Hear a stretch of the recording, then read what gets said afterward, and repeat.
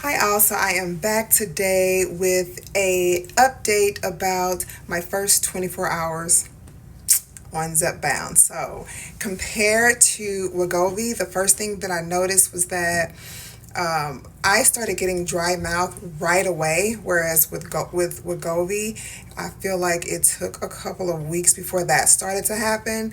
I also noticed the appetite suppression right away. So that was different, but it seems like I had a more like metallic-y taste, kind of like in the back of my throat. So that was different. Um, I had a slight headache when I first started, but that only lasted maybe a couple hours. It wasn't even enough for me to take like a Tylenol or anything like that, but I did have a headache for the first couple of hours. I started taking it in the evening because I was not sure about what was going to happen and how I was going to react to it. Now, if you followed any of my Wegovy videos, then you know that fatigue was like a real it was a barrier for me. It was like I was struggling the whole time.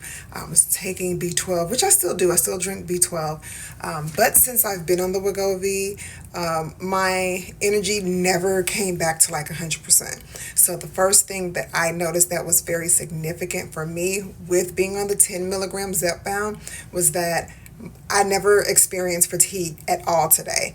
And the appetite suppression was very strong. Like, I didn't even think about it. I had to remind myself. Like, it wasn't like, okay, like the hunger cues, they were not there. So you generally get hungry around lunch or breakfast.